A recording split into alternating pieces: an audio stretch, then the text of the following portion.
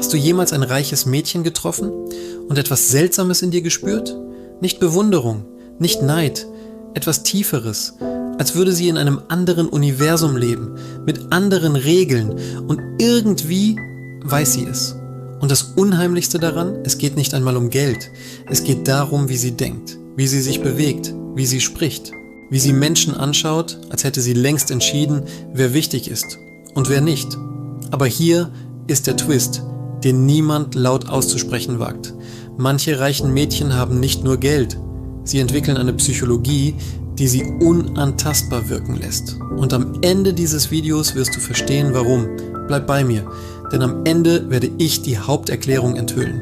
In den einen psychologischen Mechanismus, der diese Rich Girl Aura erschafft. Und warum er ihre Persönlichkeit still und leise für immer umprogrammiert. Erstens, die Rich Girl Aura. Das ist nicht Selbstbewusstsein. Fangen wir mit dem an, was jeder als erstes bemerkt. Diese Aura, die Art, wie sie einen Raum betritt und nicht erst die Gesichter scannt, um zu prüfen, ob sie akzeptiert wird. Sie braucht keine Erlaubnis. Sie performt nicht. Sie existiert einfach und du spürst es. Aber hier ist, was die Psychologie sagt. Diese Aura ist kein Selbstbewusstsein.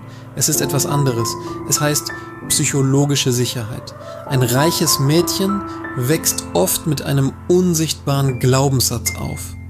Selbst wenn alles schief geht, mir wird es trotzdem gut gehen. Und wenn du das wirklich glaubst, hörst du auf, verzweifelt zu wirken. Du hörst auf, Anerkennung zu jagen. Du hörst auf, Menschen überzeugen zu wollen. Und genau deshalb wirkt sie so mächtig. Denn das Verhalten der meisten Menschen wird von einer geheimen Emotion geformt. Angst. Angst vor Ablehnung. Angst zu verlieren. Angst vor Demütigung. Angst vor Versagen. Aber sie fühlt diese Angst nicht auf dieselbe Weise. Und genau hier beginnt die psychologische Kluft. Zweitens, der erste Unterschied, ihr Gehirn lebt nicht im Überlebensmodus. Stell dir vor, du wächst in einer Welt auf, in der deine Miete immer bezahlt ist, deine Eltern Beziehungen haben, deine Zukunft abgesichert ist, deine Fehler abgefedert werden. Das verändert dein Nervensystem. Denn wenn du arm oder normal aufgewachsen bist, lernt dein Gehirn, alles kann jederzeit zusammenbrechen. Also entwickelst du Überlebensgewohnheiten, Überdenken, People-Pleasing, Angst vor Risiko, Besessenheit von Stabilität, emotionale Abhängigkeit, aber reiche Mädchen. Viele von ihnen wachsen ohne diese dauerhafte Bedrohung auf. Ihr Gehirn lernt nicht Panik, es lernt Kontrolle, es lernt Anspruch, es lernt Erwartung. Und wenn jemand erwartet, dass das Leben für ihn funktionieren muss, fängt er an, sich so zu verhalten, als müsse es das. Und die Welt reagiert merkwürdigerweise darauf. Aber warte, es wird dunkler. Denn psychologische Sicherheit erschafft nicht nur Freiheit, sie kann emotionale Kälte erschaffen. Dritt, warum manch reiche Mädchen emotional leer wirken. Hast du dich jemals gefragt, warum manche reichen Mädchen so wirken, unberührt? Sie sind nicht beeindruckt, sie werden nicht begeistert, sie zeigen keine tiefen Emotionen, sie wirken gelangweilt, distanziert, als würde das Leben um sie herum passieren, aber nicht in ihnen. Psychologisch erklärt man das mit Hedonic Adaptation, hedonischer Anpassung. Wenn du Luxus ständig bekommst, fühlt Luxus sich irgendwann nicht mehr wie Luxus an. Er wird normal. Und dein Gehirn hört auf, Dopamin freizusetzen. So kann ein reiches Mädchen etwas Brutales erleben. Sie braucht mehr Stimulation, um überhaupt etwas zu fühlen. Mehr Aufmerksamkeit, mehr Drama, mehr Extreme. Deshalb jagen manche reiche Mädchen Chaos, toxische Beziehungen, gefährliche Aufregung, Validation. Weil tief in ihnen ihr Dopaminsystem verwöhnt wurde und sie merken es nicht einmal. Aber jetzt kommt der echte psychologische Twist. 4. Das verborgene Trauma, über das niemand spricht. Liebe wird bedingt. Hör jetzt genau zu, dieser Teil ist unbequem. Viele glauben, reiche Mädchen hätten ein leichtes Leben, aber viele wachsen mit einer anderen Art von Trauma auf, bedingter Liebe. Denn in wohlhabenden Kreisen ist Liebe oft an Leistung gebunden. Sei hübsch, sei elegant, sei high class, blamiere die Familie nicht, date die richtige Person, sieh perfekt aus, bleib dünn, wirke klug, sei begehrenswert. Und obwohl sie Geld hat, wird ihre emotionale Welt zum Gefängnis und sie lernt eine grausame Regel: Ich werde nur geliebt, solange ich wertvoll bleibe. Das erschafft eine Identität, die aus Angst gebaut ist. Nicht Überlebensangst, sondern Statusangst, und Statusangst zerstört emotionale Intimität. Denn wenn du Angst hast, deinen Wert zu verlieren, zeigst du niemals Schwäche. Du zeigst niemals Schmerz. Du zeigst niemals Bedürftigkeit. Du wirst zu einem Produkt. Und Produkte weinen nicht. Aber hier ist das Seltsame. Genau das lässt sie stark wirken. Warum sie unantastbar wirkt. Du siehst sie und denkst, wie kann sie so selbstbewusst sein? Aber vielleicht ist sie nicht selbstbewusst. Vielleicht hat sie Angst. Angst, ihr Image zu verlieren. Denn in ihrer Welt ist Image Währung und sie weiß es. Also baut sie Rüstung, perfektes Make-up, perfekte Haltung, perfekte Fotos, perfekte Social-Media-Welt, perfekte Distanz. Und Menschen verwechseln diese Rüstung mit Stärke. Aber psychologisch nennt man das vermeidender Bindungsstil, Avoidant Attachment. Wenn sie mit bedingter Liebe aufgewachsen ist, lernt sie, Menschen zu brauchen ist gefährlich. Also kontrolliert sie alles, sogar Gefühle. Und das macht andere besessen, denn Menschen jagen, was distanziert wirkt, was schwer zu bekommen scheint. Aber was sie nicht verstehen, ist, dass Distanz oft eine Traumareaktion ist. Und hier wird das Spiel zu psychologischer Kriegsführung. 6. Die Macht von Geld. Sie braucht dich nicht. Seien wir ehrlich, eine der stärksten psychologischen Kräfte der Welt ist, jemanden nicht zu brauchen. Wenn ein reiches Mädchen datet, datet sie nicht aus Überleben. Sie datet nicht, um Miete zu teilen. Sie datet nicht, weil sie Angst hat, allein zu sein. Also klammert sie nicht. Sie toleriert keinen Respektverlust. Sie kann sofort gehen. Und das macht Menschen Angst. Denn die meisten Beziehungen basieren auf Abhängigkeit. Aber sie hat etwas anderes, Optionen. Und Optionen erschaffen Macht.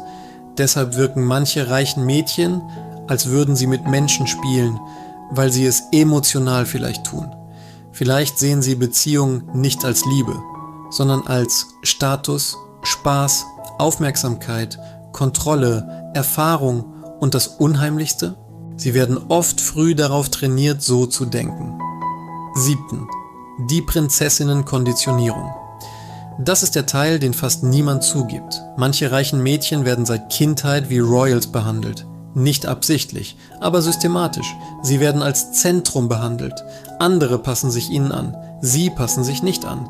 Die Welt passt sich ihnen an. So entsteht die Prinzessinnen-Konditionierung. Sie erwarten Sonderbehandlung, hohe Standards, sofortigen Komfort, Aufmerksamkeit, Bewunderung. Und wenn sie das nicht bekommen, fühlen sie sich beleidigt. Nicht, weil sie böse sind, sondern weil ihr Nervensystem gelernt hat. Das ist normal. Darum sind manche reiche Mädchen freundlich und andere unerträglich. Geld verstärkt Persönlichkeit. Es erschafft sie nicht. Aber warte, es gibt eine tiefere Ebene. Denn reiche Mädchen entwickeln nicht nur Anspruch, sie entwickeln selektive Empathie. 8. Warum? Manch reiche Mädchen wirken, als hätten sie kein Mitgefühl. Du hast es gesehen, sie postet Luxustrips, während andere kämpfen. Sie ignoriert Menschen, ghostet Freunde, behandelt andere, als wären sie unsichtbar. Psychologisch nennt man das Empathiefilterung. Denn wenn du privilegiert aufwächst, erlebst du bestimmte Schmerzen nicht. Also verstehst du sie emotional nicht. Und wenn dein Umfeld ständig verstärkt, arme Menschen sind faul, sie haben sich einfach nicht genug angestrengt, das Leben ist Gewinner gegen Verlierer, dann wird Empathie blockiert. Nicht, weil sie herzlos ist, sondern weil ihr Weltbild vor Unbehagen geschützt ist. Und Menschen vermeiden Unbehagen instinktiv. Also bleibt sie in ihrer Bubble. Und in dieser Bubble wird sie psychologisch blind. Aber jetzt kommen wir zum Wendepunkt. Denn nicht alle reichen Mädchen sind kalt, manche sind erschreckend intelligent. Erneut das reiche Mädchen. Das zur Strategin wird, das ist das gefährliche reiche Mädchen. Nicht laut, nicht aufmerksamkeitssüchtig, sondern ruhig, strategisch, immer beobachtend. Denn manche reiche Mädchen wachsen auf inmitten von Verhandlungen. Business-Machtspielen sozialer Politik, Reputationskriegen. Und so lernen sie etwas, das viele nie lernen. Menschen sind Assets. Und das Leben ist ein Schachbrett. Sie lesen Körpersprache besser. Sie spüren Hierarchie sofort. Sie wissen, wie man Macht gewinnt ohne Gewalt. Und das erschafft etwas Beängstigendes. Sie können manipulieren ohne Emotion. Sie fühlen nicht leicht Schuld, weil in ihrer Welt Kontrolle wichtiger ist als Ehrlichkeit. Also wenn du so einem Mädchen begegnest, fühlt es sich an, als würdest du gescannt, als würde sie deinen Wert messen. Und du bildest dir das nicht ein. Wahrscheinlich tut sie genau das. Aber jetzt kommt die Haupterklärung, die ich versprochen habe. 10. Die Haupterklärung. Geld löscht Konsequenzen. Hier ist sie. Der tiefste psychologische Unterschied vieler reicher Mädchen ist: Geld löscht Konsequenzen. Und wenn Konsequenzen verschwinden, verändert sich ein Mensch. Denn Konsequenzen formen Identität. Arme Menschen lernen: Wenn ich einen Fehler mache, leide ich. Reiche Mädchen lernen oft: Wenn ich einen Fehler mache, repariert es jemand. Und das erschafft ein komplett anderes Gehirnmuster. Das eine Gehirn lernt Verantwortung, Demut, Angst, Anpassung. Das andere lernt Selbstvertrauen, Risikotoleranz, Anspruch, emotionale Distanz. Das ist der Grund, warum manche reichen Mädchen wirken, als würden sie auf Easy Mode leben. Denn psychologisch tun sie das. Und das verändert Persönlichkeit dauerhaft. Aber was passiert, wenn Konsequenzen lange genug verschwinden? Du beginnst zu glauben, du seist über der Realität, über Regeln, über Grenzen. Und genau dann wird Rich Girl Psychologie gefährlich. 11. Die Schattenseite, der Gottkomplex.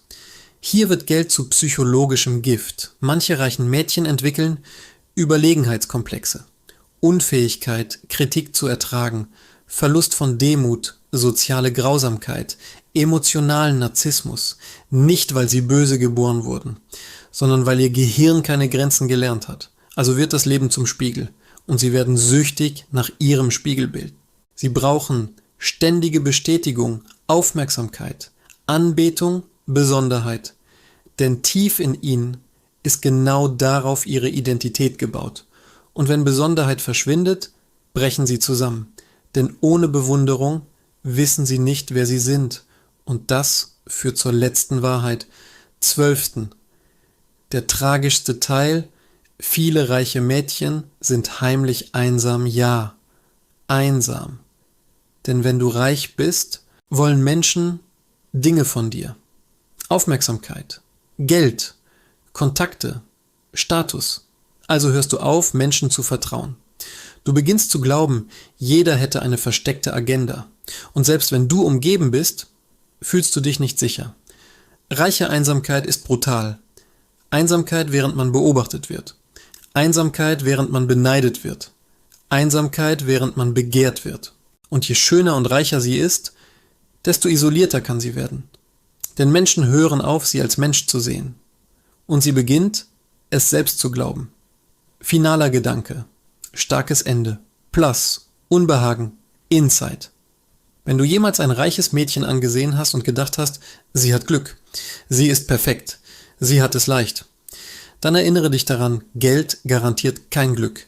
Es garantiert Macht. Und Macht verändert den Geist. Sie kann Freiheit erschaffen oder Empathie zerstören. Sie kann Selbstvertrauen erschaffen oder Leere. Aber hier ist die Frage, die nach diesem Video in dir bleiben sollte. Wenn Geld die Konsequenzen aus deinem Leben löschen würde, was würde aus deiner Persönlichkeit werden? Würdest du freundlicher werden oder kälter?